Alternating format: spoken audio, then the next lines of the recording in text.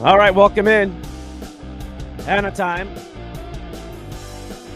Global Sports Broadcasting Network. Cornelius Brad, Hanna. We're going to talk a lot on this end of the week into the new year, 2023 coming up. But we got a couple more days left, right? And we got a lot of football to talk about, a lot of sports stories to talk about, a lot of other storylines that we can get into as we head through into the weekend. College football, playoff football, NFL playoffs. And we got a lot of stories from around sports, even Pele. We'll talk about the great one. But we're going to give you 30 seconds to warm up, get your thoughts in, anything on your mind. Just message the show or come on in. 30 seconds.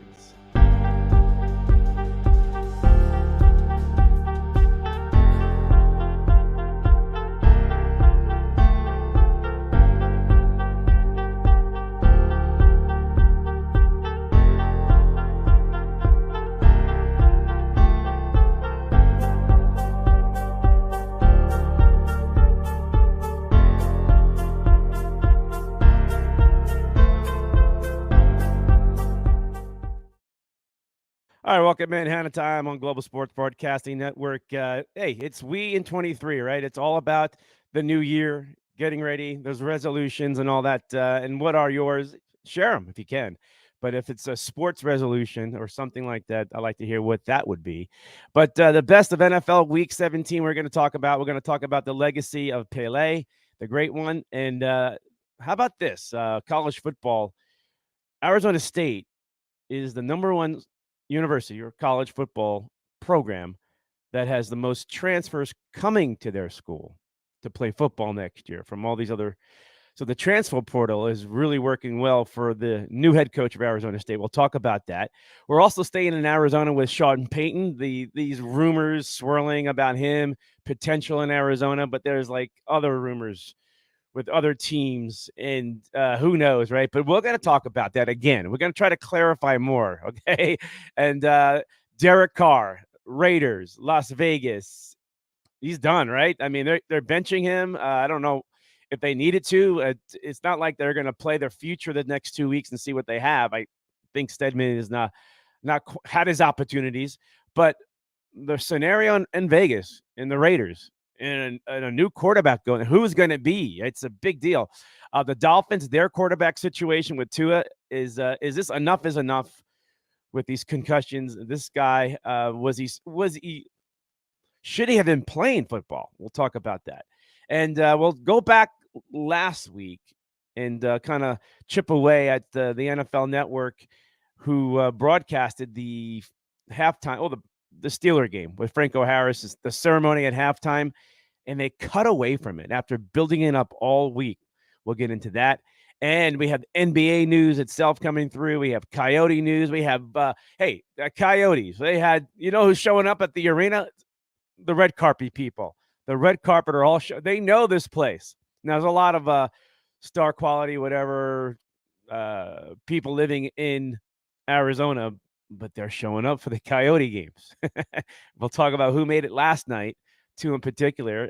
Got a couple of photo shots of that were trends or all over the internet too, and much, much more. But don't forget, we got to watch it live also on Facebook, Roku TV, ASAP Sports Network, Twitch, also on YouTube with Global Sports Broadcasting Network, TV podcast, Instagram, Momentu Plus, Viva Network, Tiki TV, and Herigo TV, and LinkedIn itself. All that and more. If you want to watch the show, come on in. I want your comments. Big NFL week coming up. Big games. Some of the games that we're not going to worry about, Cardinals and Atlanta, right? Chicago, Detroit, big game to worry about because Detroit trying to make the playoffs. They're right there. Jacksonville and Houston. Jacksonville, they're a division leader right now. They got a chance to clinch this thing next week. No matter what, it doesn't matter. It's next week, but it's a game that has some value to it. Denver and Kansas City. Kansas City just trying to get their playoffs home field advantage. You remember, Mahomes has never played a road game in the playoffs. It's always been home. He's always been benefiting from that. Can he win on the road in the playoffs? They got to keep pace with the Buffalo Bills, that is. But Miami, New England, big. This is all playoff scenario. This is playoff game. New England needs to win to stay alive, because if Miami wins, it's over, right? Miami will go on and clinch their division or their wild card spot. If New England wins, then it opens up more doors for other teams besides the Patriots. Colts and Giants. Colts in a tailspin. The Giants still hanging around. They're in the playoff picture. They got a somewhat comfortable situation, but they cannot lose the rest of the way. One win here and they're in, or a tie, they're in. New Orleans and Philadelphia. Well, New Orleans has an outside shot for a division title at 6-9. Then you have Philadelphia, the Eagles, trying to hold on and keep their home field advantage that they had all season long. They lose the next two and the Cowboys win, then it's the Cowboys, and it all flips. Carolina and Tampa Bay. Yeah, it's Tampa Bay is trying to win a division. They're 7-8.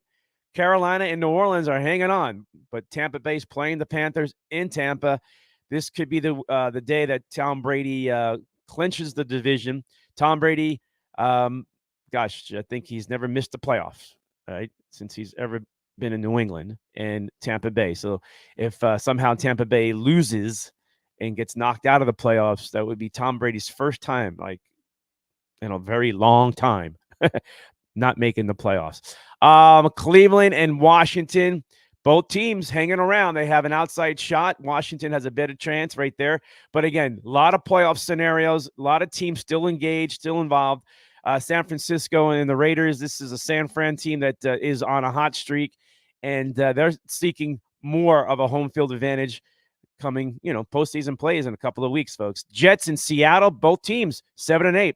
Remember, the Seattle Seahawks were a team that's rocking their division in the NFC, and now they're fighting for a playoff spot. They're on the bubble like the Jets. One win from one of these teams win this game, they're alive. They lose, bye-bye. Vikings and Packers. Vikings hanging on for home field advantage. It's a big one for them, but they have to go to Green Bay.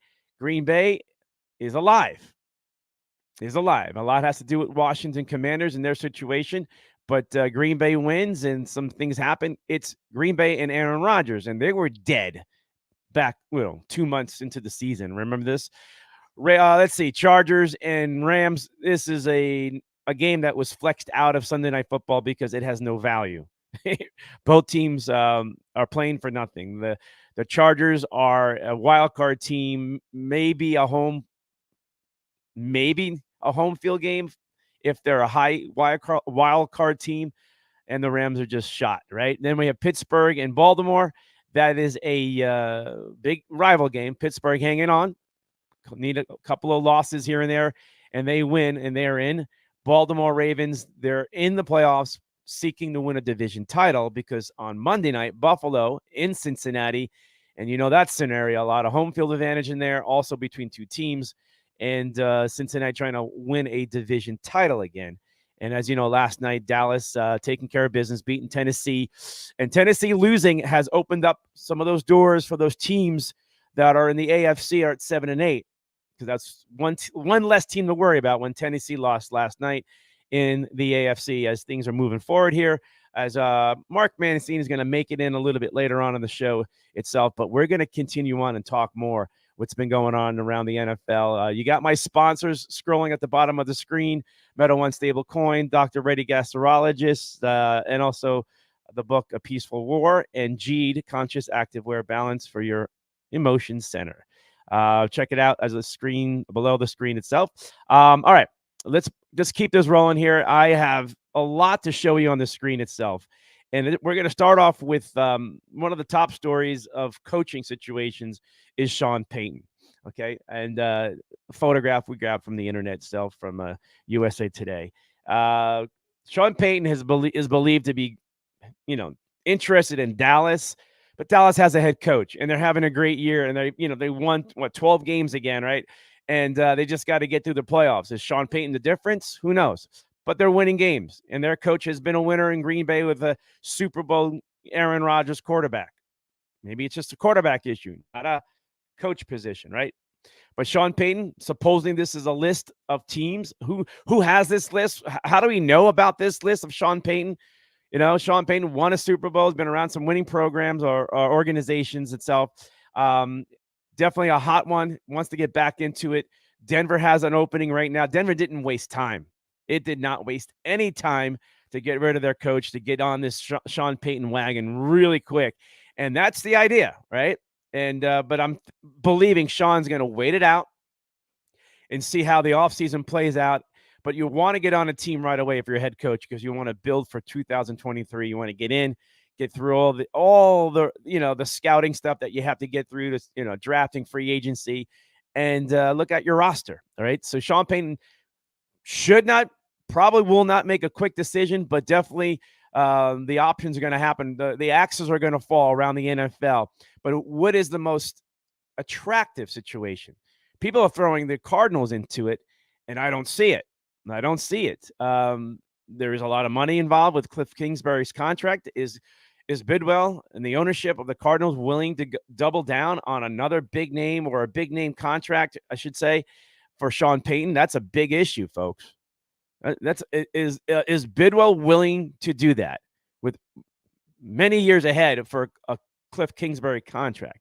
Is there other loopholes, other outs that we don't know about? Okay, that's a wait and see situation. I don't see it happening, right? I don't see it unless somehow Bidwell willing to take a bite on that bullet, and just hold on, because and looking for a restructuring of the Cardinals. That's the same thing going to go on in Denver. The scenario between Denver and the Cardinals, if the Cardinals let go of their coach, what makes Denver so much more attractive? They don't even really have a quarterback unless Russell Wilson needed a better coach. Is that the idea, that a better coach can change a system that fits Russell Wilson, or is Russell Wilson done in Denver? The Cardinals won't even have Kyler Murray for most of next season, and then you can build for 2024 when Kyler's a full, ready-to-go quarterback with a new coach, a new system, new everything going on, and maybe that's the best scenario. Is Sean Payton the guy who's willing to rebuild, restructure a team for one full year into an offseason next year and 2 off seasons to build a Cardinals organization, a team, a roster? Now, that could attract him, because he may see something here. But if Sean Payton wants to get back into an organization, why not choose a team that's going to win now, or is closer to it? Do you think the Cardinals are just that close? Is Denver that close? Well, let me think about this. I'll let you think about this for a minute. Sean Payton knows that in the NFL, things can be flipped around within 1 year, 2 years, just like that. Teams are making the playoffs that were not in the playoffs from a year ago, had losing records, bad records, right? And they win, and they're in the playoffs. There's a couple of teams right now. We'll get into that in a little bit later on. Here's my comment about this is strictly from me. I don't see it unless Bidwell is willing to give up a lot to the Saints too. Don't forget, the Saints have the rights to Sean Payton and to pay Sean tons of dollars, unless Sean becomes the GM or president, and more power, more control for Sean Payton, right? Mentors Cliff Klings. Maybe he becomes the president. Maybe he is a GM-ish kind of guy, or more like a president. Maybe he mentors Cliff Kingsbury and builds a team up. And then by year 2 of this Sean Payton situation in Arizona or anywhere, there may require a rebuild. And after 2 years, if it not going well, maybe Sean Payton says, I'm taking over because it's not going as well. My job's on the line. I'm taking the reins. So maybe that's the scenario that Sean Payton looks at. Get in there, reconstruct a team, build it up. Going to give 1 more year to the current coach in Arizona. And then if things don't go well, screw that. I'm taking over because it's my job. I'm the president of the Cardinals, or, maybe he's a GM. I don't know if he can handle that as well. But it's been done. I like to see Sean Payton in Arizona, but there's a lot of work to be done. And, one thing that you have to look at, they're going to have to give something back to the Saints. And there's a lot of money on the line, a lot of money being, Sean Payton has his rights are to the New Orleans Saints. So you just don't get it for free. You're not getting anything for free. And is Bidwell willing to give up a lot to the Saints? That's the big thing. Is he willing to give up a lot? And only time will tell as the season gets near. And, a lot of things are happening around. the NFL. There's a lot of storylines. The Dolphins. Remember, the Dolphins were 3-0 and trying to magically repeat that 50-year ago, 1972 undefeated season for the Miami Dolphins, and they were in first place. Maybe like a month ago or so. It seemed like, and now the Dolphins are swimming with their own dolphins to make the playoffs. They're in the playoff spot right now, but they cannot lose. There's just too many teams breathing down their necks, and they can just win one game, the Dolphins. But it's going to be hard. With this guy is concussion protocol. Think about this. This is their quarterback. Now, Teddy Bridgewater comes in, and Teddy Bridgewater is a gamer. He's got playoff experience and has always been in big spotlight, is just a perfect backup scenario. And this may be their biggest pickup, the biggest roster move they made to have a Teddy Bridgewater on the roster for this situation. Tua, a quarterback, concussion protocol, or too much of a concussion situation where about well over a month ago, he sounded like he was done for the year. People were saying, get out. Like he suffered two somewhat head injuries in that was it a primetime game at night. I forget what night it was on, but it was at night. And everybody watched how his body was in like convulsions and the shake. I don't know. It was just terrifying. And they put him out there in a few weeks to play again. And then he gets another concussion. And it was a concussion that wasn't like a brutal hit. It was just a hit. His head hits the ground and boom, rattles the brain. Here we go again. Is Tua done? The future of the Dolphins, quarterback situation, their playoff situation. A lot of people are advising Tua to just sit out. You're done. Your career may be over or should be over. Not worth it. You got a lot of money. The Dolphins have to do this right and do this fairly for this guy, or he's going to be on the field again. And he's young. He's young, Tua, but we'll find out. I think it's real sad. If your comments coming in so far, appreciate it. As we know, it's 2023, and just a couple days away. I mean, we're just a day and a half-ish kind of way. But all excited for the new year, I hope, and your resolution. I want to hear your resolutions, folks. Put them on, okay? All right, let's stay in Vegas, where there's a lot of partying going to go on tomorrow night, and a lot of gambling. A lot of people show up to Vegas to place bets on college football bowl games. We're going to talk about, the Final Four college football. They got one here in our backyard in Arizona. All right. So the Raiders are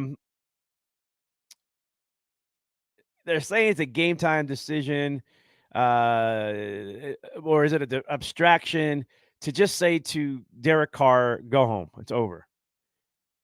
For whatever reason, it just sounds like a mess. And this guy was having a great year. Something just went south. A year ago, this Raider team was in the playoffs, right, and had a magical run with the new coach. Now in play for this season, things haven't gone as well, but they made a heck of a run. And your quarterback, Derek Carr, was part of that run. They're still alive, but their hopes are really, they're on the twilight side. It's going dark.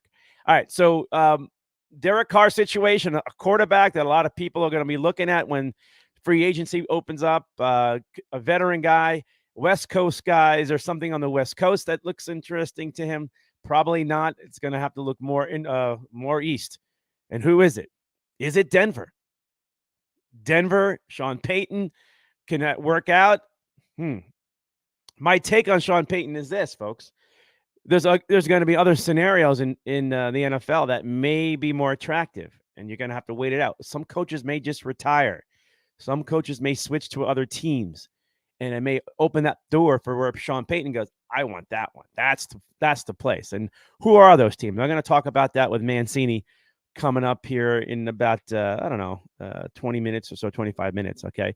All right. More around the NFL itself. Let's break down week 17.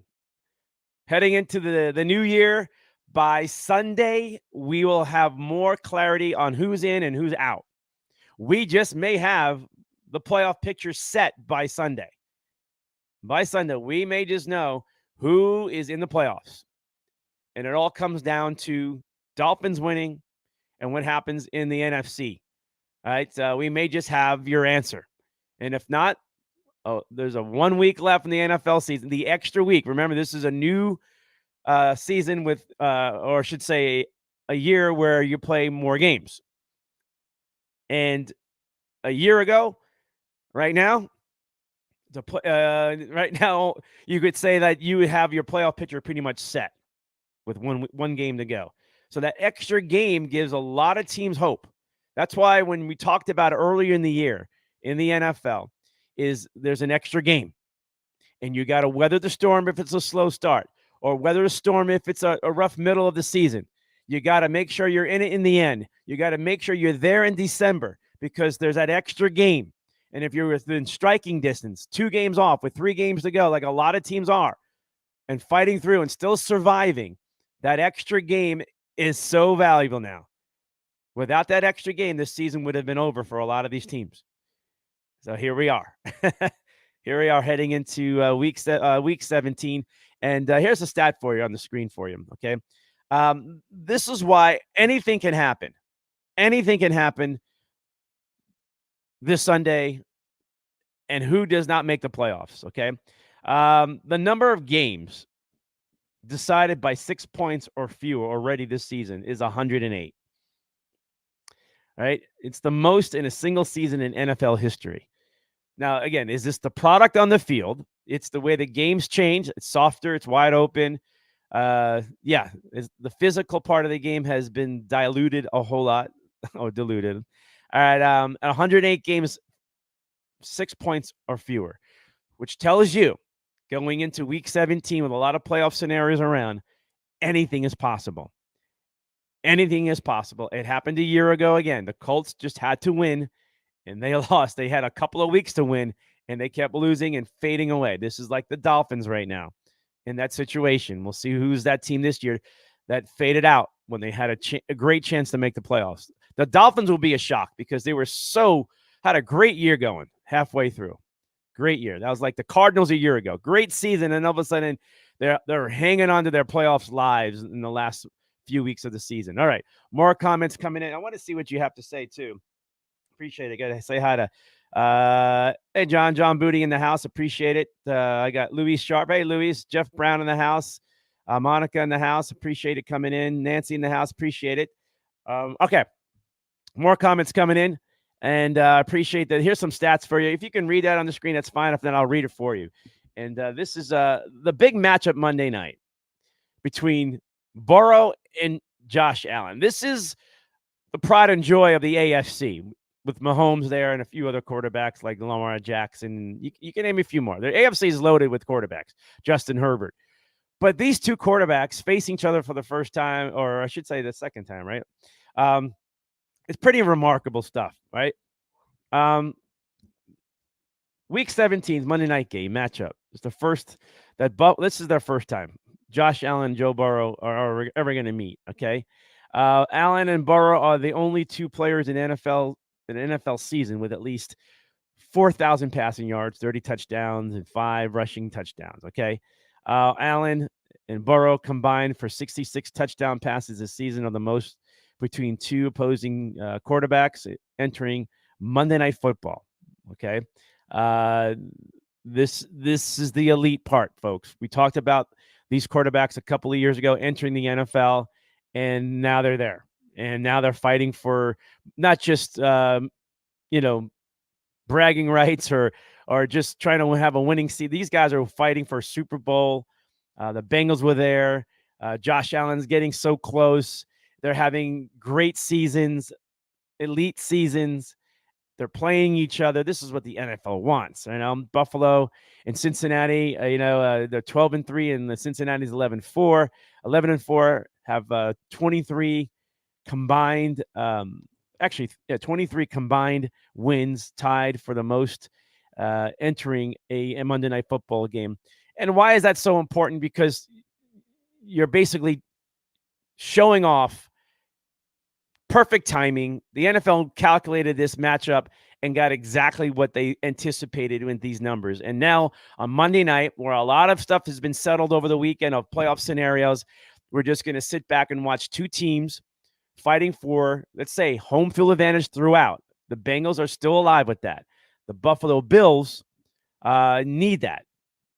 I mean, they keep on, they're shorthanding themselves. Buffalo is so close yet so far. And Cincinnati made it last year. They snuck in without home field. All right. Big Monday night matchup. We're all looking for it right there. All right. More coming in. These are the teams that we're talking about with NFL that were not in the playoffs a year ago. Who are they? The Ravens, the Chargers, and the Vikings. All teams from a year ago. Now, the NFL has every year, it seems like, I forget what goes back to. Let's see.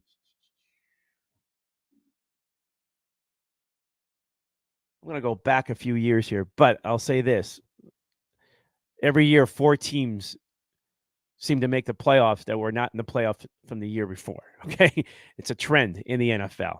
And the trend in the NFL is the Dolphins right now, the Giants, Tampa Bay, and Washington. Right. Actually, Tampa Bay was in the playoffs. That's not that's a mistake there. But the Giants, yes, the Dolphins and Washington, all there too. One of these teams are going to make the playoffs, right? One of these Detroit Lions are there. Okay, they weren't there a year ago. The Jets are sitting around right there. Okay, there's a lot of teams that are sitting there, and then one of them is going to pop. And so once again, goes back to where you are as an organization. Are you okay waiting out one more year or able to flip a switch in one season and get to a playoff next year? It's possible.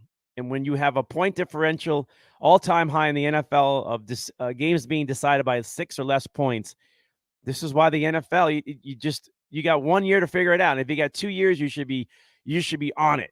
If you can't figure it out in 2 years in the NFL and make a playoff run, you don't belong.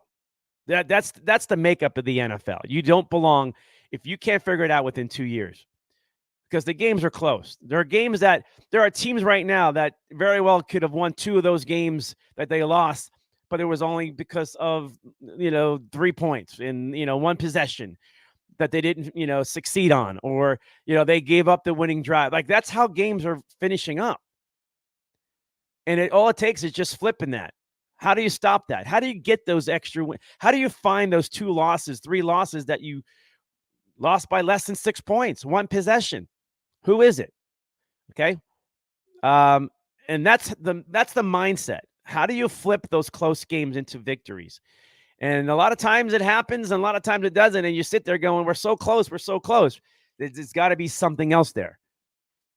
Got to be something else there. And most of the time, folks, it's going to be your defense that's going to make the stop to prevent anybody to score on you late in the game to keep your lead. And you better have an offense that can get down the field. Like, a lot of teams have a 2-minute offense. Everybody is pretty good at it. Everybody can get into field goal range pretty quickly, no matter who you are, how bad your record is. They're that close. And that's pretty much an ingredient. But how do you get there? And how do you build there?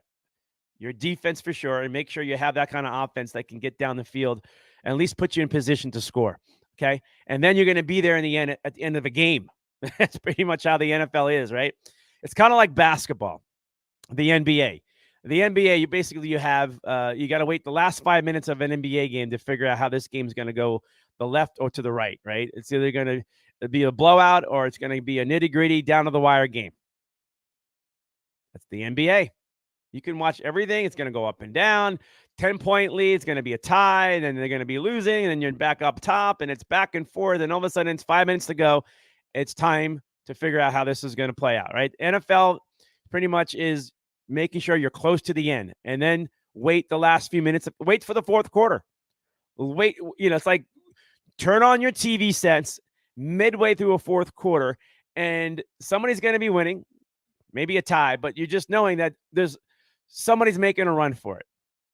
Okay. The blowouts are not as common like they used to be. We get a few blowouts here and there in the NFL now. But most of your games you have a team down by 2 possessions, and somehow they cut it to 1. Maybe it's a nonsense with 30 seconds on the clock, right? But your team is that close, and that's the NFL. All right. Here's another one for you here. New year, new records, right? All right, so you have Justin Fields. on the left of the screen, the Chicago Bears quarterback, and you have a wide receiver in the St. Brown in Detroit. Let's go with Justin Fields first, okay? Needs 29 rushing yards to surpass Michael Vick on the all-time record of quarterbacks rushing yards.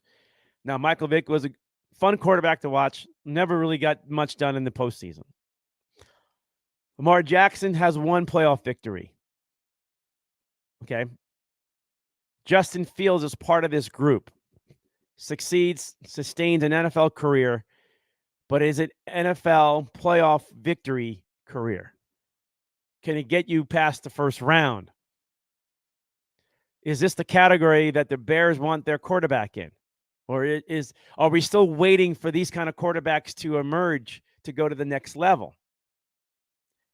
To go to the second round, to the AFC Championship game. Now, yeah, they pop in. Now, Jalen Hurts is being talked about as that kind of a quarterback, but Jalen Hurts is a much better quarterback than Justin Fields. Jalen Hurts is more of a pocket quarterback that can take off and use his body, and he uses it well. But you leave him in a pocket, he'll pick you apart.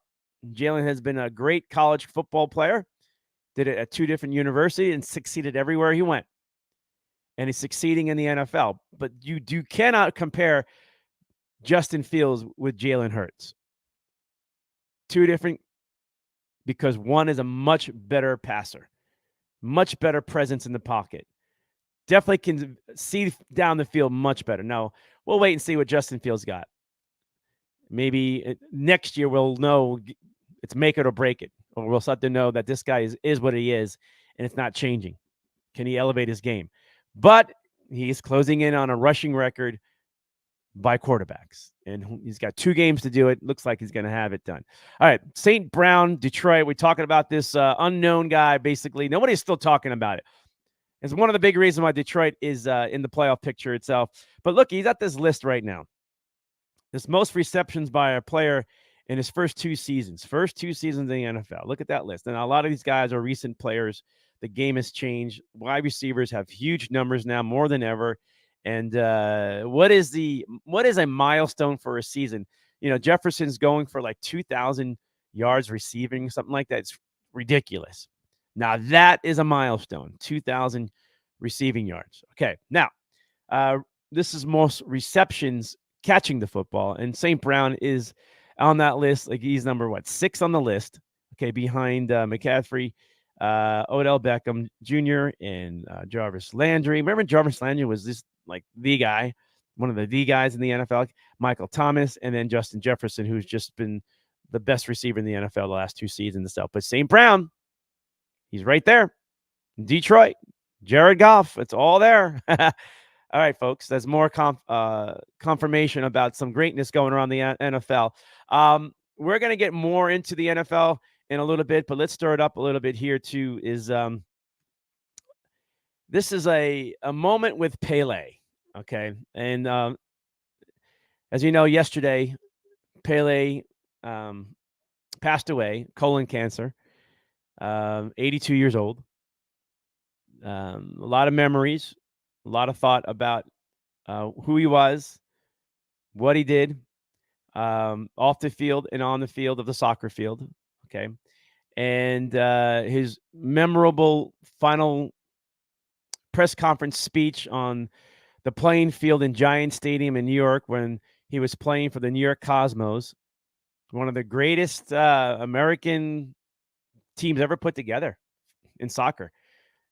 For a team in America to play soccer, the New York Cosmos was the most talented team ever put together, assembled in any league in America for soccer, anything, even international play. Canalia, Beckenbauer, okay, on my mind, those are 3 right there with Pele. There's more to it. I think his name was Turek. I mean, there was all these amazing international players, but it was still Pele in the center of all those great players from all over the world who were World Cup guys. They were just well known. It's like putting together Messi and Ronaldo, you know, and Mbappe, together on a playing field. Yes, there were more on the other side of their career, but not too old. Not where they were just like, Twilight stuff. Okay. And Pele was the star of stars still because he was the great one. He was the GOAT. He is the GOAT. And his passing is a reflection for a lot of people because that's their childhood and his message. There's always these great athletes that do great things, but never have an effect on the world.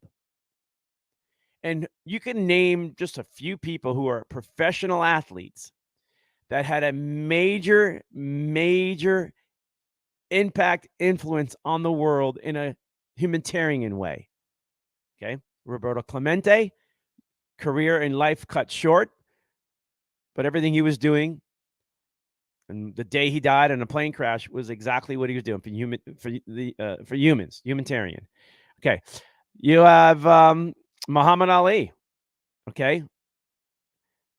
But Pele surpasses Ali. Pele was the ambassador of the sport more than Muhammad Ali was. But you got to think about Ali was medically handicapped. Okay. He had a really, really post-career problem with his health. So he really could not. He went out there. He still made appearances. I was fortunate to watch Pele play soccer for a very long time in person. I got to watch the great one. I was able to meet Muhammad Ali in person and even had a little fun, joking sparring with him on a sidewalk. Those two are at the top of the list. Now, you can throw in like a Michael Jordan, greatness and things like that, or Ronaldo's greatness around the world. And, these are athletes, but what are they doing for the world? So we get back to Pele, okay? And we talk about Pele's influence and impact on the world. His final 3 words, or 4 words, you can add one in there, in his speech to 80+ thousand fans in a national televised farewell game, exhibition game to the career of Pele and what he did to American soccer popularity. He put soccer on the map in America when he played for the New York Cosmos, okay? Pele did.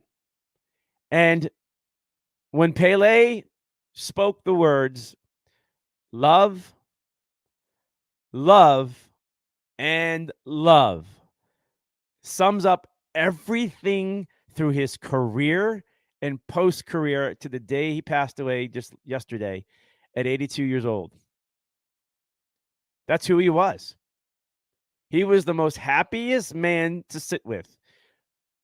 Every time you watch, he was just happy and very grateful the whole time. He was an angel that happened to play soccer, but had bigger and better things to do to reach many people. And with his popularity, he utilized it the way popular, famous, prominent people can do. But he did it. Pele did it. His family in his last minutes took a photo shot. This is very touching. This is something a lot of families go through when they have a loved one who is fading away, coming off the machine, and knowing that there's minutes or seconds away from them completely stopped and their life ending. Pele's family showing up, all putting their hands on him as his minutes and time is ticking away. Very touching moment. I think a lot of families can relate to that in those situations, especially in a hospice situation itself. Pele, the great one, 82 years old. We lost some great ones in sports. Just a week ago was Franco, and now it's Pele. But we had a feeling about Pele because we've been talking about his health for about a few weeks now throughout the World Cup. And your comments coming in so far, I appreciate it. Clue Phillips in the house. I appreciate it, Clue. Come on in. Hey, Rich, how you doing, man? Your comments are appreciated. All right, moving on. How about this? This is just completely off, mind-boggling, okay? The ownership of the New York Knicks, James Dolan, right there in the center of the screen there, a little circle around his photograph. is using facial recognition technology to target fans and celebrities who criticize him. So if you're a fan and you go to a Ranger game, you go to a Knicks game, right? Like these two famous actors and comedians are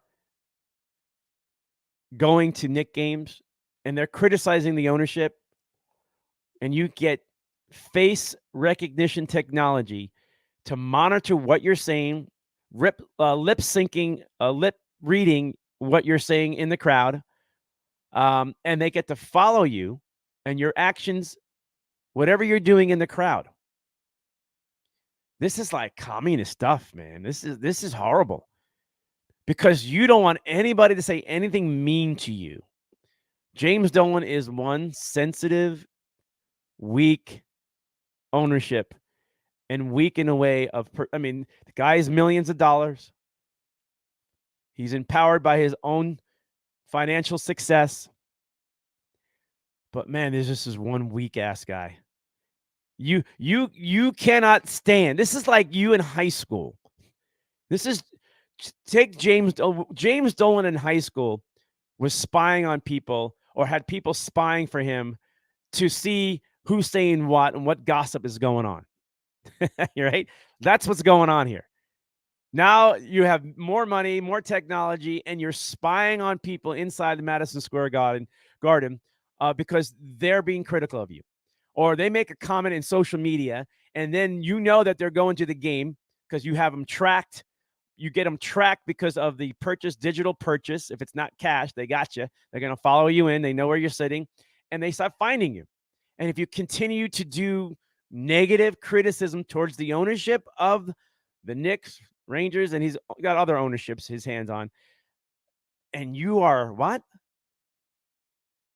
You're upset because they're being critical of your decision making and how you're handling. And all you're doing is creating more of a monster of yourself, creating this dictatorship. Yeah, that's your building. You own it. Get out of my store because I don't want you saying bad things about me. But you're a part of an organization or organizations. You own professional teams that have media all over it, fans, thousands of people all over it. And that is your base.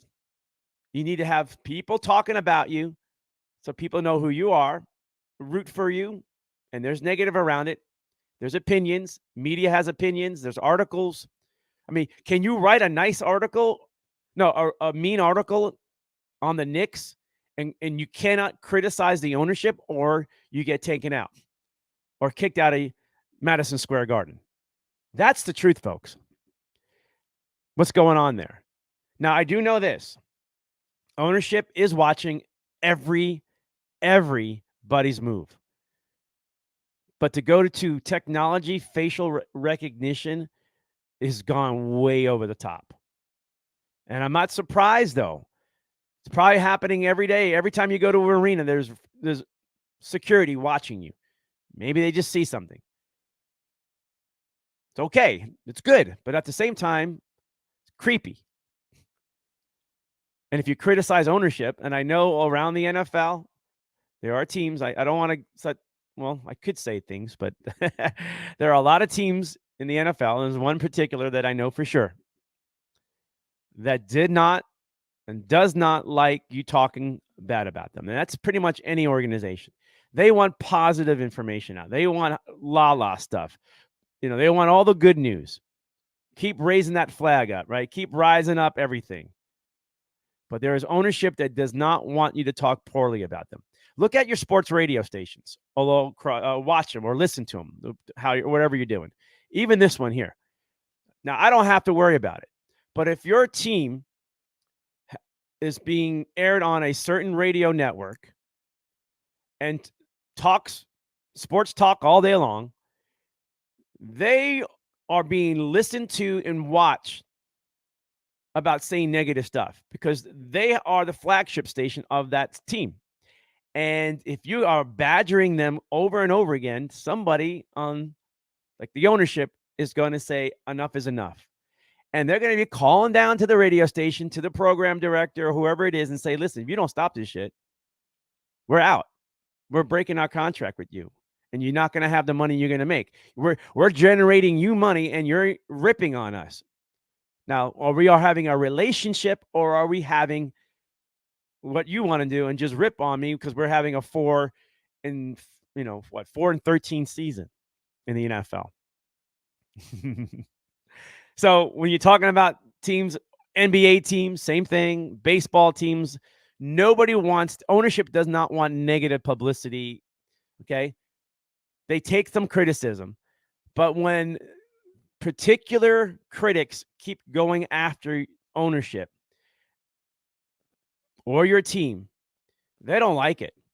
But do not wreck them on their management of their organization as an owner. They'll go on camera, smile at you. They'll make sure that everything's fine. But under that, they are watching you, and they're going to go after you. They may even revoke season tickets from you, ban you from a stadium. Okay? And those are some extreme stuff going on. But James Dolan, once again, doing this to Knick fans, Ranger fans in Madison Square Garden using facial recognition technology. Crazy, folks. This is crazy. But is this the wake up of how much you are being followed, not just on your phone, everywhere you go? Facial recognition. It's here. You have no privacy. You can't say anything. You purchase a ticket, you're supposed to just obey everything they say, but you can't have the fun-spirited fan. You can't go on social media and say F you to the ownership. You stink, you do this, you do that. If you're a movie star or a star like the ones on the screen with Spike Lee, and you say something, that is a problem with society itself and dictatorship within our own country in different ways. And the more we allow this, the more we are being separated and controlled. All right. More things coming around the NFL, and we'll get back to it in a little bit. And your comments are strong. Socorro in the house. I appreciate it, Socorro. All right. Let me pop into this real quick. I got something on the screen for you. I want to look at it. And where is it? There we go. Okay, I got it. All right. I'm going to go into college football right now, okay? And the college football has the Final Four this week. Ohio State is playing. We got TCU playing Michigan, right? And Ohio State playing Georgia, right? Well-deserved. This is the best of the best. There's no questions about it. The top 4 schools. And you have your favorites. I mean, you're seeing a lot of Michigan people out here already in Arizona. They all went to the Brady Monday night football game or Sunday night football game with the Cardinals and Buccaneers. I mean, you saw a lot. Michigan showed up all week. They're here all week, Michigan fans. Texas Christian, their fans are showing up. Texas close by. Great location. This is going to be a rocking game. Michigan has been the front runner. TCU is the underdog. Of all the schools in the top 4 here playing for the national championship, TCU is the one that hasn't really got there, right? It hasn't been there. And now they're one step closer to getting to the finals and 2 steps from winning it all. Is TCU the underdog team that everybody's rooting for? Are you rooting for Georgia to beat Ohio State? It's either you love Ohio State, you love Michigan, or you just like, no way. No way, it's not happening. So by the end of the weekend, we'll know who's in the finals. Could it be a Michigan-Ohio State final? Now, how cool would that be? That would be rocking. A Michigan-Georgia final would be great too. TCU and Ohio State, is that attractive? Not as sexy, but you would be probably looking to see if TCU could be winning their first national championship, right? Or is TCU and Georgia going to be attractive? What would you like to see in the final national championship game for college football? To me, Michigan and Georgia would be great. Michigan and Ohio State would be everything that the network wants, the NCAA wants, right? But if not, we are going to roll the dice and see what happens with TCU, who is a very good football team and doesn't get a lot of love. And this is their chance to show we are just as good as any of those teams, any of those three teams. All right. Now, speaking of a school that has had a chance to win a national championship, came awfully close. They lost to Ohio State in the Rose Bowl like 30 years ago. No, almost. Is Arizona State football. Arizona State has the nation's #1 ranked transfer class, meaning they have brought in more transfers from the transfer portal from other schools than any college in the nation for football. At the top of their list is the former Notre Dame quarterback who transferred over. Arizona State, with their new coach, Dillingham, and a new direction, may have just jump-started their program with the names they're bringing in. They are at the top, the #1 school in the nation with the most transfers from another school. That's like recruiting. That's like your recruiting class. How many freshmen you're bringing in. Okay. Well, guess what? A new coach, new system, new ideas, new everything. It's going to take time to recruit that high school kid and then develop them. So in the meantime, what you do is you go out and you go grab and find transfers who want to come to Arizona State, who can start and play right away because they got a lot of openings, positions. They were depleted with transfers leaving the school the last couple of years because everything went on with Arizona State and the Herm Edwards situation and a lot of that problems they had there. So now a lot of transfers are looking to, for one, play football, go to a top college football program in the Pac-12, right, and have a new beginning, a new start of their college career with a young coach who seems like has got a lot of pull in Arizona State to have this many people transferring, right? You would think it'd be another school, but when there's opportunity and Arizona State provides that, and then in the meantime, you can go out and recruit young talent within the state or outside the area of Arizona State, any state, and bring them in. And then the transfer portal will continue.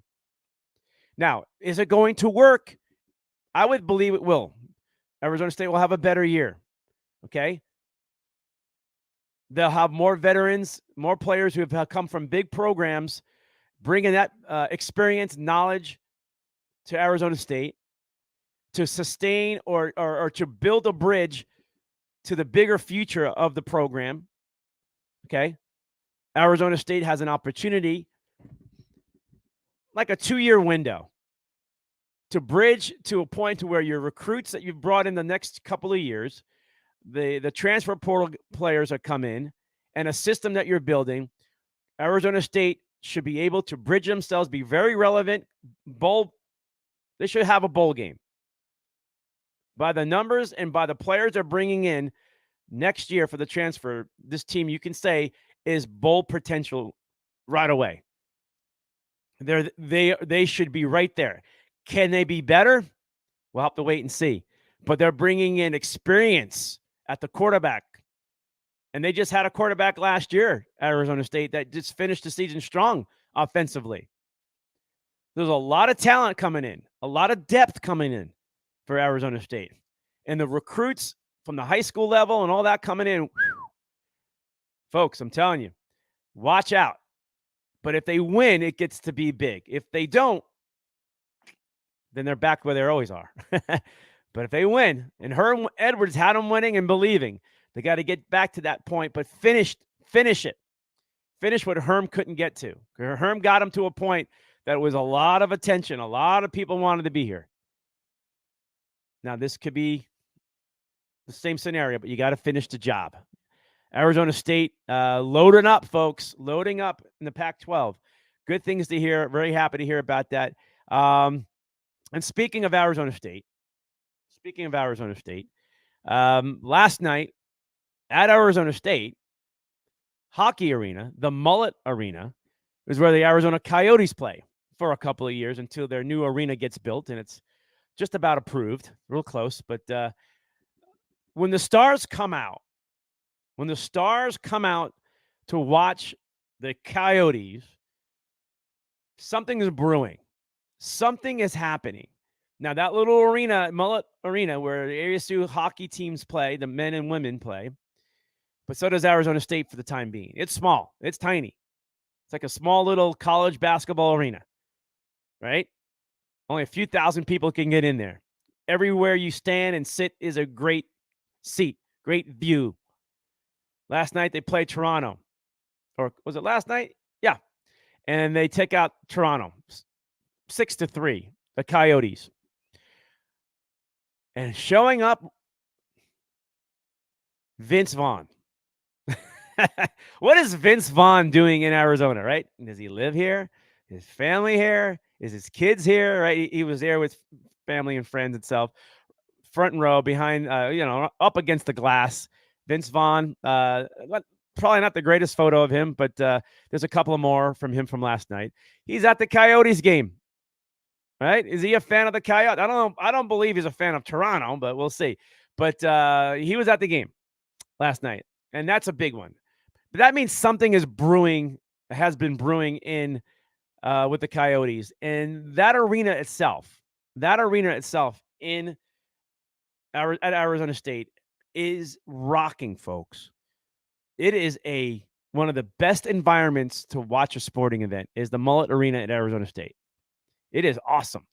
And maybe the word's catching out there with other people. Maybe the stars are hearing about it. Maybe the local prominent, who are living here, stars, what you want to call stars, that are living in North Scottsdale and Troons and Paradise Valley and Somewhere Valley and Up There Valley and Sedona, and they're all coming in and they go, I'm going to check it out. This seems like a thing. Like stars want to go where it's happening, right? They want to see what's happening, right? They go. And when stars start showing up, something is happening, right? The Coyotes are about like 9 points behind the playoff spot. It's not like they're having this great year, but they got a long way to go and they can make a playoff push so they can stay hot. But there's something about going to this arena. There's an environment. It's a festive, fun party. It's one of the greatest parties you can go to not just a hockey game, any sporting event. Got to check it out. You can spend $40 to go and stand and watch, standing room only, but $40 to watch hockey. Okay. Or you're going to spend about, depending where you're buying your ticket, $80 to $100 on the low end for a seat. Okay. Because there's minimal seating. So, the prices are going to be up, but people are going, they're still buying tickets, still happening. It's awesome. So not only did Vince Vaughn show up, the actor, last night, so did a local, Michael Phelps. Michael Phelps, the great swimmer, Olympian swimmer, the legend. Like, again, we're talking about legends of their sport, like Pele, Muhammad, Michael Jordan, right? Michael Phelps, right? Michael Phelps there, right? Having a good time. A lot of people recognizing him there, but he's always around he lives here. And again, now he's showing up for the hockey game. He's a big sports fan, and he does support Arizona State sports. And we see him at football games, the basketball games. Now we're seeing him at the Coyote games, right? So very, very cool. So again, when they're showing up, something's happening. It's a must-see, must-do kind of thing. So I highly recommend it, folks. Highly recommend it. So Michael Phelps, Vince Vaughn showing up last night at the Coyotes game in Arizona State Mullet Arena, watching the Coyotes play some hockey itself. All right, we're going to flip the switch a little bit as your comments coming in. I'm going to talk about a little football story. So you have the Super Bowl, right? Super Bowl. It's the World Cup championship game, right? It's the Super Bowl. It's Game 7 of the World Series, all right? Or the NBA Finals or the Stanley Cup Final, right? It's the game, right? But it's one game, winner take all kind of game, right? But did you know there was a World Bowl football game, not soccer? Here's a story from World War, enemy line, playing a football game. Check this out. 108 years ago, English and German soldiers stopped fighting to have an American football game played among each other. Photo imaging there, the image of a football. It was more like almost like a soccer ball or soccer ball or a basketball. Did have its own stitching. If you can look at it closely there. But 108 years ago, Germany and England stopped during the World War and played a football game. How do you continue to fight and kill that guy? And then I just killed him the next day. It's crazy, right? So we played a football game. I didn't like that SOB because he threw me a forearm and tackled me and was, I'm going to kill his ass tomorrow. What happened? Or it's friendly, loving, spirited, human, it's just something about life and war. They're killing each other and they go play a football game. It's crazy. It's wild. It's wild to think about that.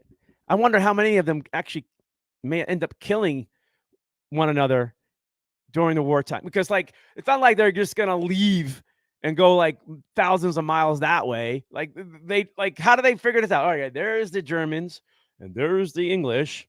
And hey, it's kind of cold this time of the year. We're not going to fight. We got to keep warm and we're bored and we're all just camped out until we get through the winter. Right. So, and then we're going to kill each other. Okay. But in the meantime, let's have some fun and have some life and, let's play a football game, American football game. Okay. 108 years ago. Go figure.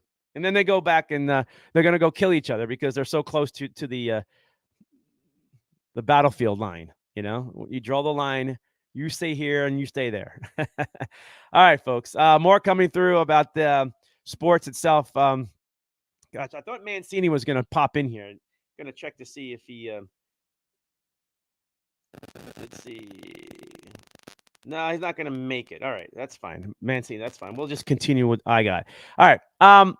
I got a couple of stories for you, and then we're going to finish up with the NFL at the end, okay? And then we're going to close it out. All right, so Jake Paul, boxer, social media popularity is way high. People love him or hate him. I think he's a good boxer. I watch his fights, and he's winning, and he holds his own. And let's see him up against bigger and better opponents. But it seems like he still holds his own. And even the great Mike Tyson said, "Hey, the guy's got game. He's got a boxing game. He can fight. He's pretty good. He'll do okay. He's not some celebrity that's just getting his brains racked just to, for a couple of bucks and some whatever.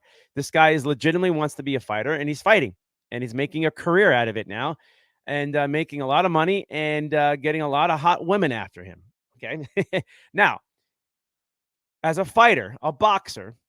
And maybe any athlete, but as a boxer, when you get ready to fight somebody, you have a fight lined up, you got a few months to get ready. There comes to a point where about a month, maybe 2 months out, depending on who your trainer is, your management is, or as a fighter, what you want, you cut out all sexual anything. You stay away from your girlfriend, you stay away from your wife, you stay away from women if you're a boxer. You just stay away. It's the distraction and the focus and the draining of all this is how they look, and this is how they do it. Now, there are other stories that are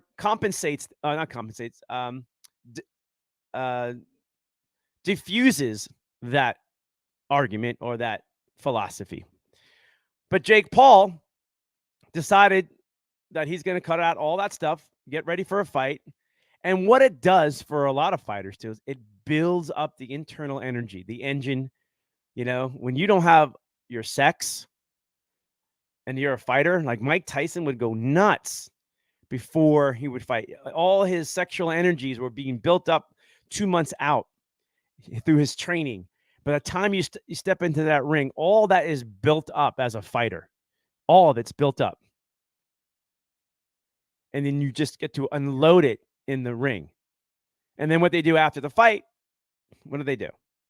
They go have they find their sex, and they just and go. They just do their thing for a long time until they are satisfied. And that's kind of how it goes. And a lot of players do that, athletes do that, but boxers who really shut down and cut off all sexual activity until after their fights. Jake Paul had one last rendezvous with his girlfriend, Julia Rose. Yes, this is not pornograph. She's wearing a thong. Okay, she's wearing a thong, and the imagination of them frolicking in the Caribbean somewhere, having a good time. This was Jake Paul's last, I guess, sexual activity with his girlfriend. They're in Hawaii. I thought it was somewhere in the Caribbean, but they're in Hawaii. But just kind of throwing it out there, putting some imaging together. Yeah, very visual what you see. But that's what boxers do. That's what they're going to have to do to get themselves mentally, physically revved up, charged up to get into a fight. A fight to where you're focused and you're energy and you're angry and you're edgy and you're miserable, and then you get to unload that onto your opponent. And that's what a lot of these fighters do. And then the best man wins, right? But when you think about it, Dwight Stone, the great Olympian high jumper, had told stories about going out to the Olympics and having sex like the morning of his event, his high jump event, right? And then breaking a world record. Okay. There are stories of athletes who don't wait, just end up having their sex day of, morning of, and then head out to the stadium and to perform at a high level. There are athletes who thrive on their sexual drive and satisfy their sexual drive to keep them at a balance, peaceful, and focused, that having their sexual fun completes their energy, completes them, and then they are more satisfied and more ready to go. And they use that to step onto the field or the court or the ice or into the stadium to play and perform as a high-level athlete. But in boxing, they reverse that. They want you to cut off all sexual activities, so all that build up into that ring, because it's a fight. But there are a lot of stories where athletes choose not to go that route. I mean, you can look at Tiger Woods. I mean, his story is ideal, matches up with this. You know that he had a very high-level external activity, sexual activities, so forth. That was the big breakup with his wife. Is it ironic or not that Tiger Woods' career tumbled and spun out of control because his sex life was spun out of control? Okay. He was thriving and destroying golf when he could have sex anywhere, anytime, even if he was married. It was just, he was running the gamut and he thrived through it. You heard stories about the Michael Jordans of the world, the Magic Johnsons. These guys thrived through all that. Derek Jeter, right? I mean, you hear stories, and it's the women who want to brag about it. It's not, Derek Jeter's not talking about his sexual activities. It's the women that are bragging about it because they want to say, everybody, I slept with Derek Jeter, right? But when you think about athletes, and there's only one sport that really separates it, is boxing. They will wait until after their fight, their performance, to have anything sexual. But other sports, that not quite the same way. All right. Are you crazy enough though to do this? You love surfing, right? I just picked this off the screen and I had to do it, right? You love surfing. You're a surfer dude. You know, got your fingers out, yeah, right? You're a surfer dude, and you're living in Michigan, right? The big lake, right? And it's frozen. It's cold, right? It's snowing. Look at this photograph, right? These surfers, man, are out there on Lake Michigan surfing in these horrible conditions. Look at, they got ice all over them. How does a wetsuit sustain that much cold? Man, they must have top of the line stuff. I would be frozen so quickly. At least it mentally or visually feels that way. But you got to give them credit. Surfers going out there in Michigan. Surfers will find anywhere there's a wave. There's a wave, they go. They just love their waves. And in Michigan, Give it up for these guys, man. I mean, never give up on your love and what makes you happy, folks. These guys go to extremes for that. Extremes for that. All right, NBA stuff, folks. NBA stuff. I want you to hear this because the NBA gives out a trophy. This is like, they got to give this trophy out. Okay, this trophy is created really meaninglessly. What value is it to win the best record, regular season record, right? That no one really cares about. Does anybody care about the trophy that you had the best record in the NBA? Because what are you seeking? The title, the NBA title, right?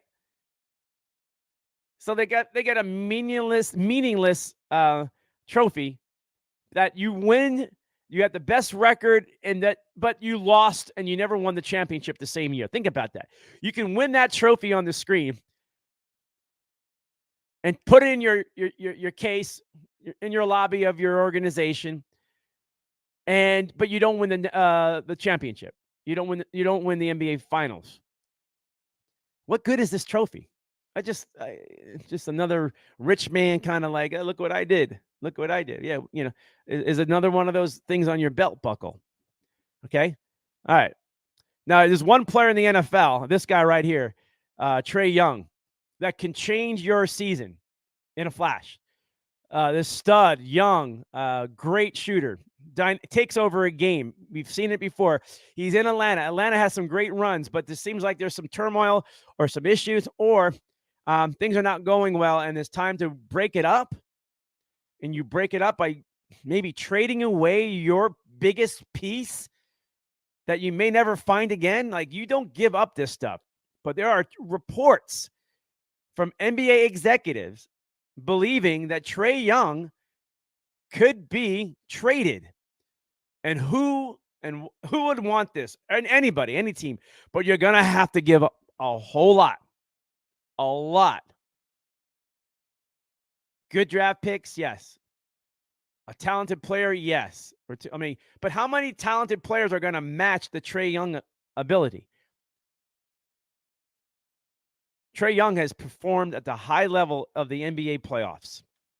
Big spotlight moments. He's accomplished that. That's hard to find. Atlanta, I would not trade this guy. Now, I may believe that teams are inquiring about this, and that's all we're hearing. But if he's going to be traded, line them up, folks. There are a lot of organizations, that are going to try. The Lakers are going to try. They do. This is what they do. They don't draft anybody. They just go get them, and they make trades for that. But there's a lot. A lot. And if I was the Phoenix Suns, right now, I would trade DeAndre Ayton for Trae Young and whatever else can be thrown in there. You'd be like, well, we're going to lose our big guy. Nice piece. Ayton is a solid piece. Gives you what he gives you. Never going to be the Doncic of the world that they had a chance to draft. But if I'm the Phoenix Suns and I'm looking for a major tick up in offense and some defense, and you have a tandem of Trae Young and Booker is going to be out for 4 weeks. If Booker is out for 4 weeks in Phoenix, which he is, it's a lot of basketball as he's not playing, and who knows how the Suns are going to play it out. I mean, grabbing Trae Young could save the Suns season in a lot of ways too. But when Booker gets back, you got these two guys together and some healthy guys coming around. I know it's Chris Paul, but hey, Chris Paul. Think about Chris Paul. Can they go small? Would you go small? Chris Paul, Trae Young, and Booker. That would be phenomenal. A couple of big guys down the middle of the paint, and you roll. Because these guys can shoot. Now, I like that. But can it be pulled off? And who can pull it off? What team would want Trae Young at the cost and the price tag it's going to be if this happens? I'm surprised it's even out there, but if it's true, then something is brewing with Atlanta. Maybe Atlanta is listening to other teams, just listening to other teams, and we'll see what happens with that. All right, folks. Over the week, the Arizona Cardinals the Arizona Cardinals found out that J.J. Watt is retiring. And he put it out there, JJ, is that the time is right. Wants to be around family, wants to do the things that a father can do. His body is always breaking down every season. He's made a lot of money. Doesn't have a contract next year, so he could just walk away. Okay, it's not like he's losing any money. He could still play part-time somewhere, and that is maybe a possibility a year from now where a team needs a big guy like him. Very possible. But I think I found out why J.J. Watt retired. Came to Arizona, and he doesn't like snakes. All right, here's an update on the snake situation. For those of you who don't know, woke up this morning, went to the bathroom, found a baby rattlesnake in the corner of the bathroom, curled up in the corner. I'm from Wisconsin. Don't have a lot of experience with snakes. A couple garden snakes here or there, a couple in Houston, but don't know a lot about snakes. Don't know how to handle snakes. Not a big fan of snakes. When I got down here to Arizona, everybody said, watch out for the scorpions and watch out for the rattlesnakes. You live close to the mountains, there's going to be snakes. Monsoon season brings out the snakes. Stay away from rattlesnakes. Babies are the most venomous rattlesnakes because they don't know how to handle their venom. They shoot it all in their first bite. So I got all this stuff in my head. So I call a guy. I don't know what to do. So I call this guy, and he comes out to the house. He takes a look at it. And he just picks it up with his bare hands. And he goes, it's not a rattlesnake. It's a long-nosed snake. Completely harmless. And then he left.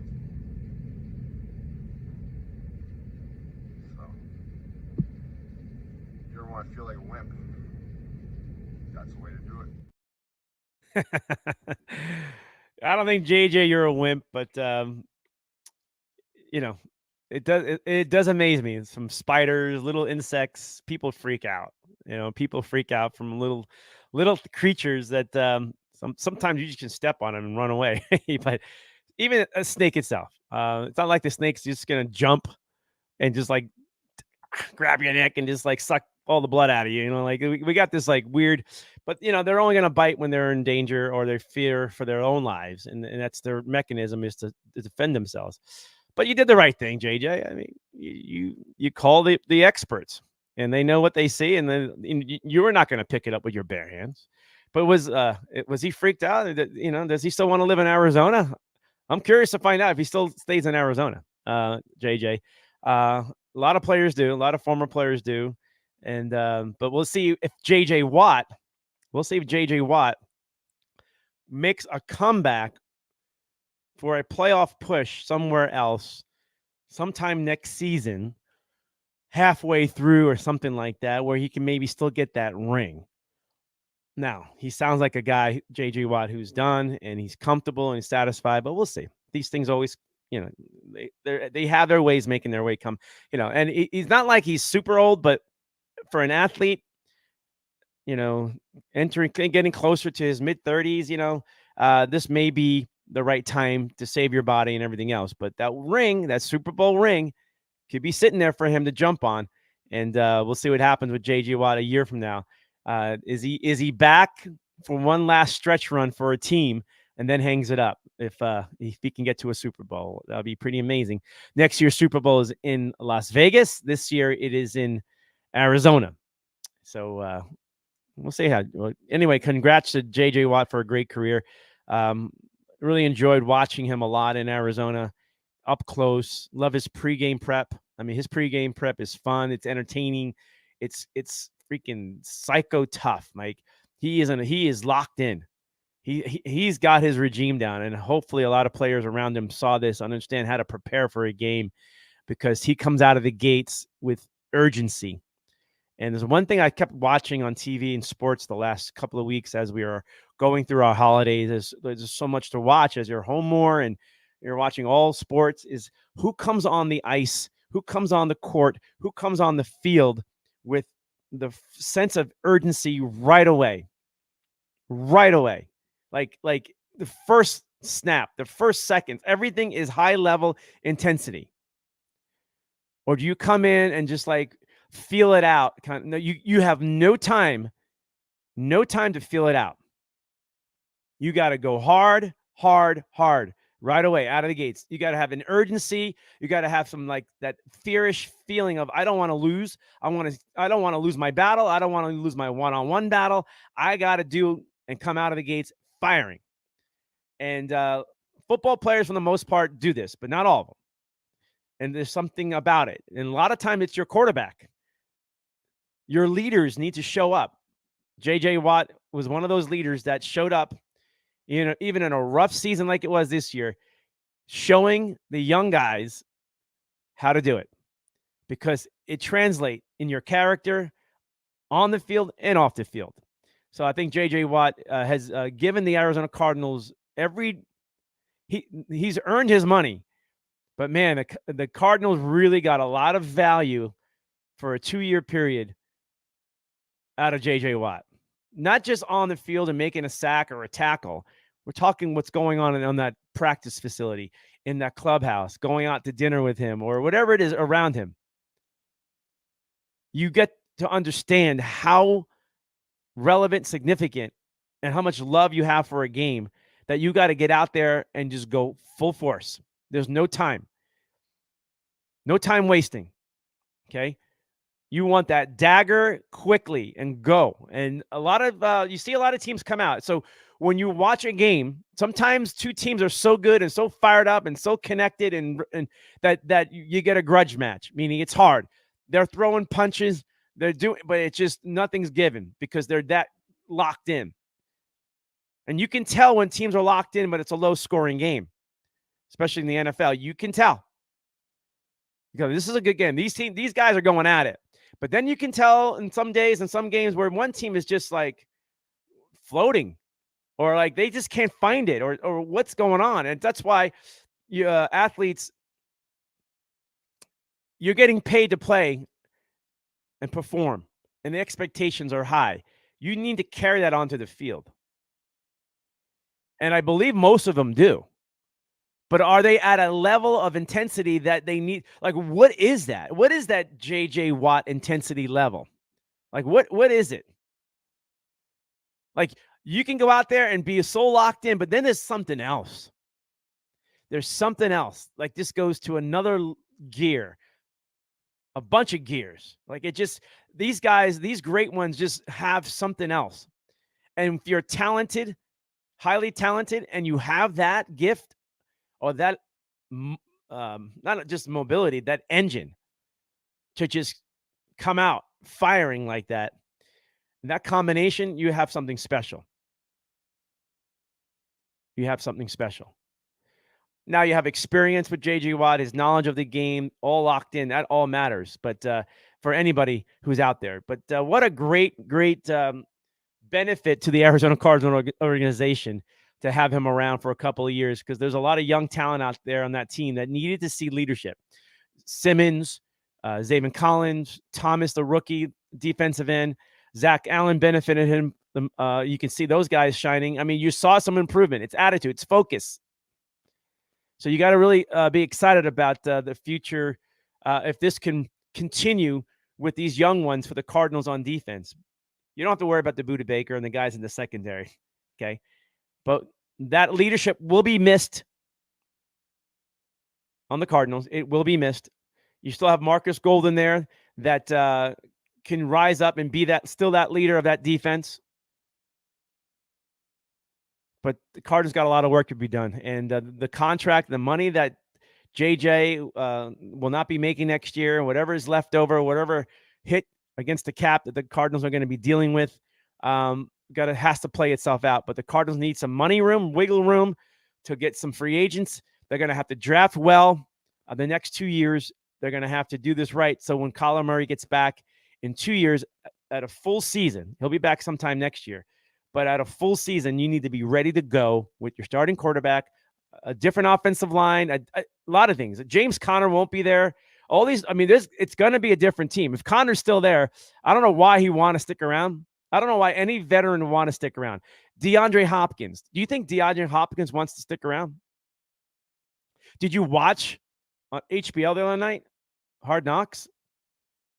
Did you hear his quote? I read into it, maybe too much or not. He's talking to James Conner. What he said, like, we got 3 more weeks. Just 3 more weeks, guys. 3 more weeks. Like, and then we don't know, like as if like we're all doing this for 3 more weeks, 3 more games, sorry, a couple more weeks, and it's over. To me, it almost sounded like a guy who was looking for a trade. He's going to ask for a trade. He's going to want to get out. And if I was the Arizona Cardinals, trade DeAndre Hopkins. Get loaded up on draft picks. Now, you may get a 2nd-round pick for him. Maybe a 1st round. If somebody wants to jump on it, may see that value in it. But I would go and trade DeAndre Hopkins now and load up. For one, you get that contract off your list, right? You get that contract out of there. 2, you're going to get some draft picks. You're going to get hopefully some talent in here. Hopefully a new GM has a vision and knows how to work it and utilize his draft picks well. Okay. And you're rebuilding. You have to rebuild.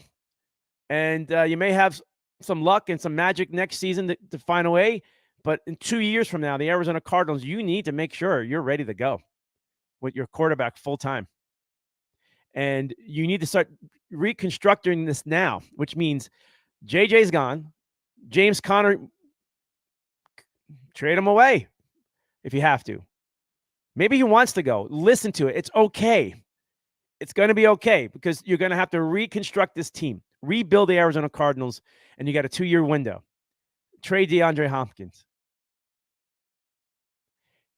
Load up. Load up with draft picks for the next 2 years. Okay? Load up draft picks for the next 2 years. Be one of those teams.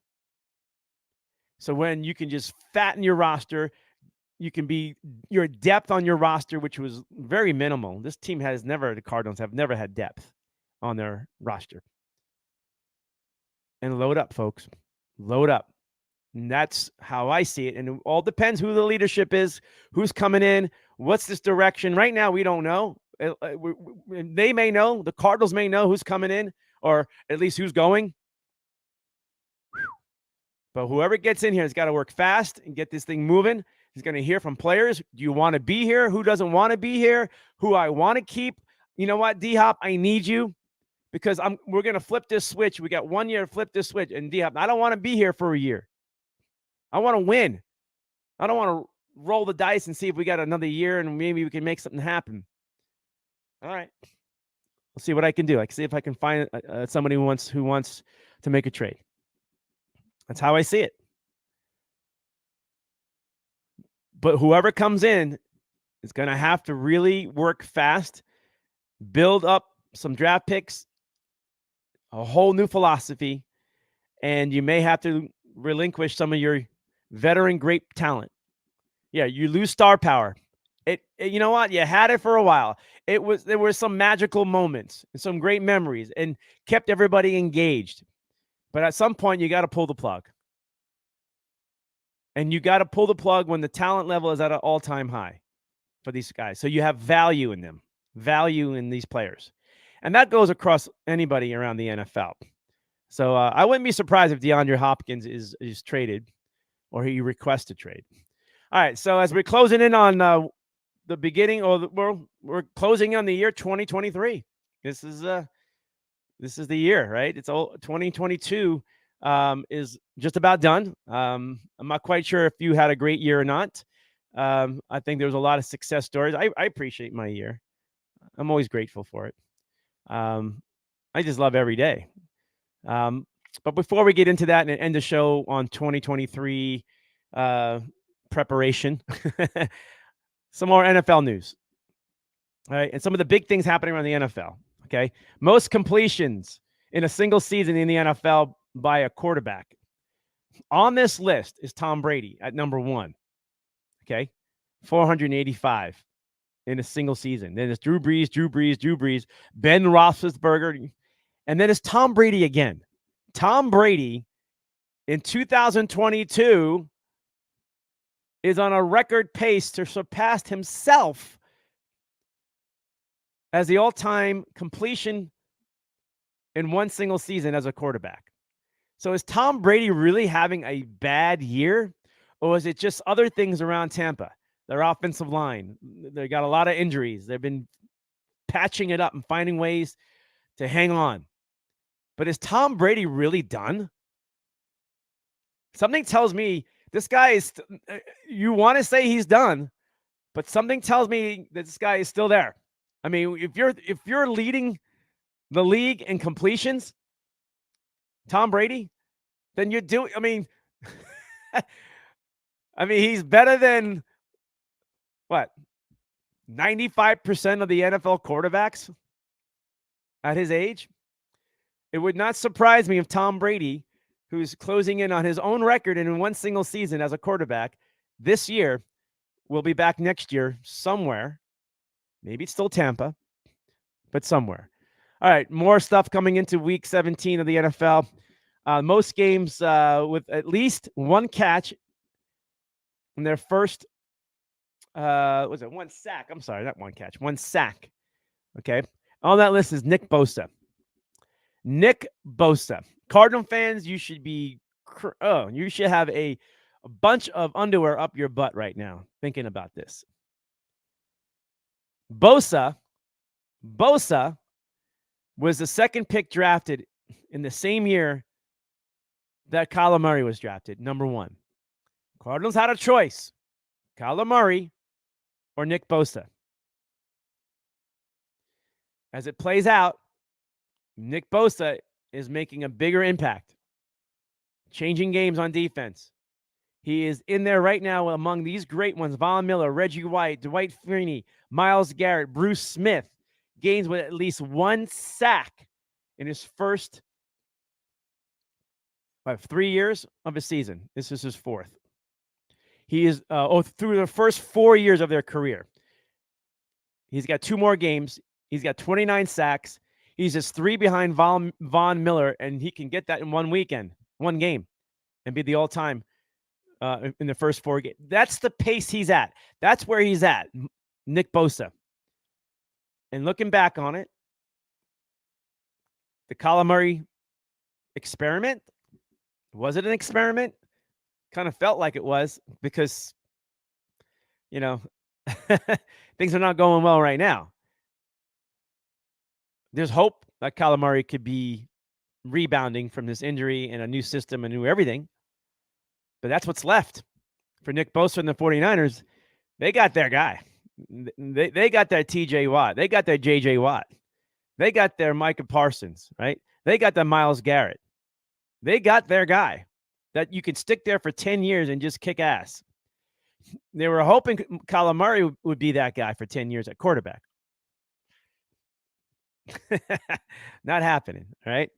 Not happening. All right, so there's some stats for you right there. But, we'll have to wait and see. But the Nick Bosa or Kyler Murray, how it's playing out, oof. Okay. And who knows? If the Cardinals go get Nick Bosa, right, does San Francisco go get Kyler Murray? And is Kyler Murray having this great career? Like, think about that. Is Kyler Murray having a great career because he was with San Francisco, a system? You got Purdy there, who's like the quarterback now. Purdy is, he's out of nowhere. He's the last guy in the draft, right? Everybody's talking about it. He's magical, right? All this stuff. But the same size of Kyler Murray. System? Maybe it is. Maybe Kyler needs a better system. Maybe there's something else there. And maybe Kyler Murray with San Francisco would be starting for the 49ers, wrecking it. Cardinals get their Nick Bosa guy who's wrecking it, and it's a win-win. Cardinals will still find a quarterback somewhere. But you never know how it plays out, but it makes you wonder about the system. And maybe there we can look at those 2 guys, 1 and 2 in the draft, and how things played out.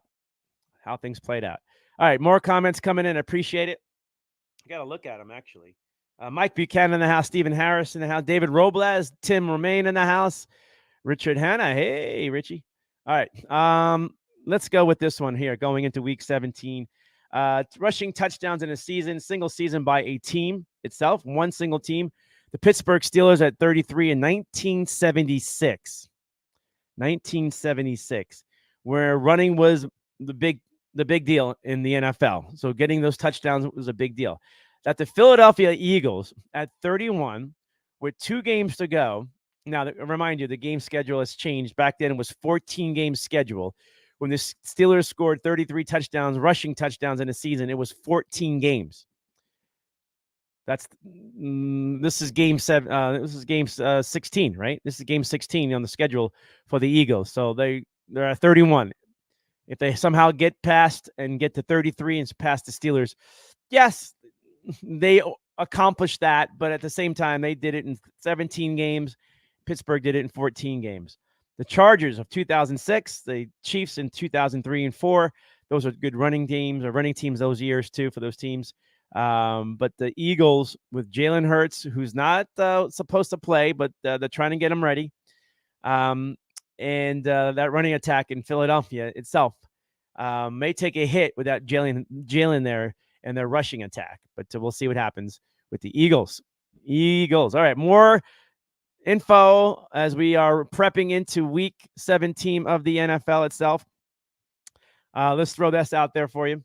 Let's see here. Rushing touchdowns in NFL history. Josh Allen is at 38, tied with Cordell Stewart, who was, when you saw Cordell Stewart, you thought the whole league changed, and it was the beginning of it. And then Michael Vick was there. And you did have Randall Cunningham, right? You did have other quarterbacks prior to that were getting out of the pocket. But you saw like a running back in Cordell Stewart, but there he was. He's right there among the best rushing quarterbacks scoring touchdowns. But Cam Newton got a lot of those first and goal situations 1 yard to go. Steve Young, he was a running quarterback, wasn't he? Yeah, that was well before Cordell. Well, it was around the Cordell time. Jack Kemp, remember him from the 1960s? Rams, Chargers, Buffalo Bills, right? A lot of things. He also is on that list with 40. Jack Kemp.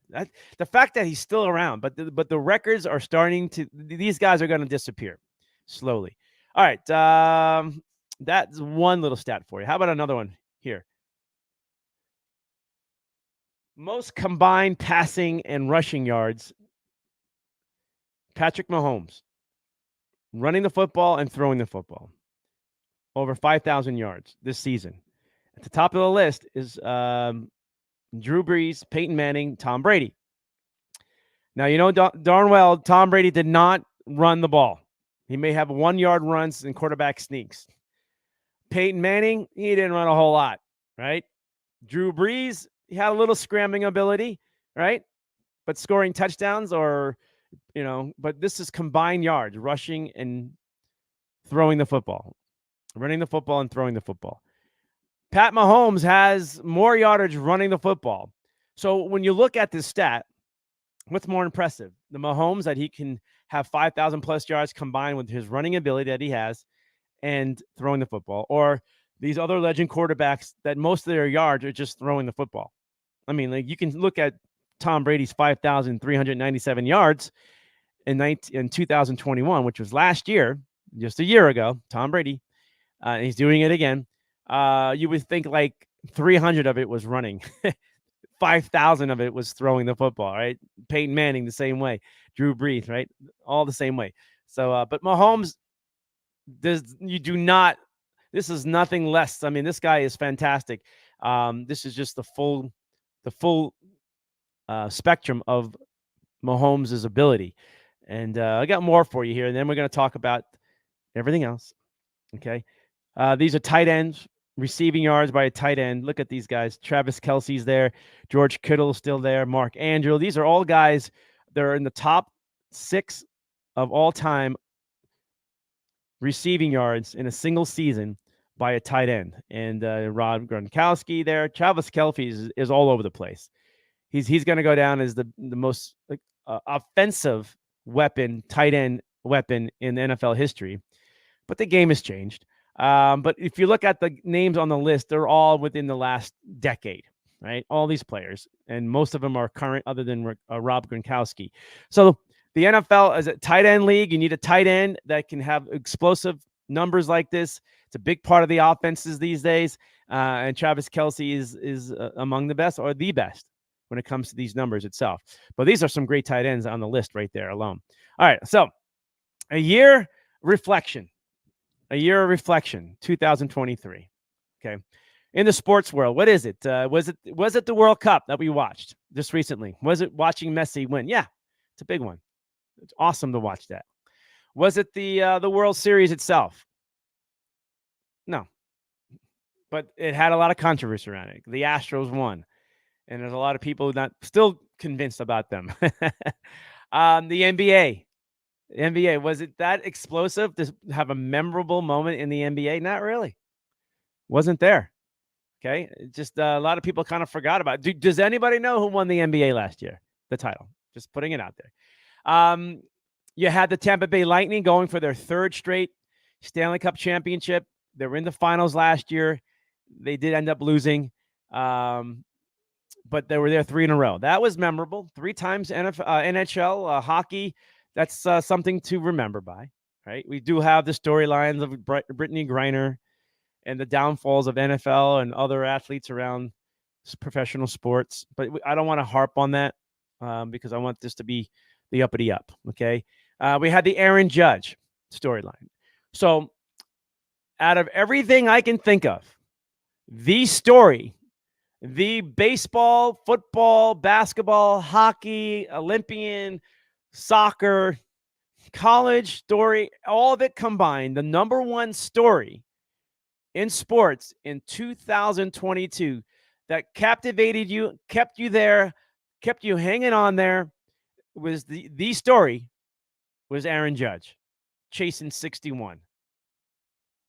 And it brought a lot of storylines about the legitimacy. Is he the real home run king of a single season? Everything about it was captivated because we know the controversy and the debate about Barry Bonds and how he did it and how Aaron Judge did it. But the biggest storyline wasn't last year's Super Bowl win by the Rams, kind of a boring Super Bowl. It was the Aaron Judge story. There's a lot of nice stories around. I think the second biggest story was the Messi World Cup championship that just happened. It's fresh in our minds, but the magnitude of him getting there and winning it, that is a big, big, big, big story. But the Aaron Judge kept us for months, and all the history around the Yankees are on it too. Hate him or love him.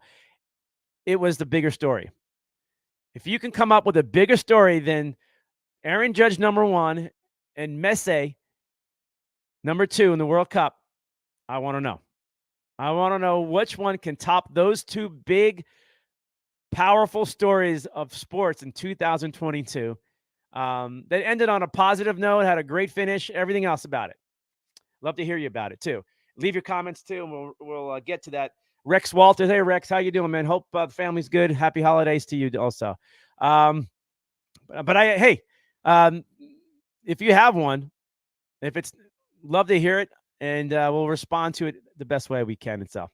All right, folks. So 2023 is here upon us. What is it that you're going to try to do better? What is it that you want to do in 2023 that you wanted to resolve? It's called a resolution, right? But what do you want to resolve? What do you want to fix? What do you want to correct? What do you want to do better?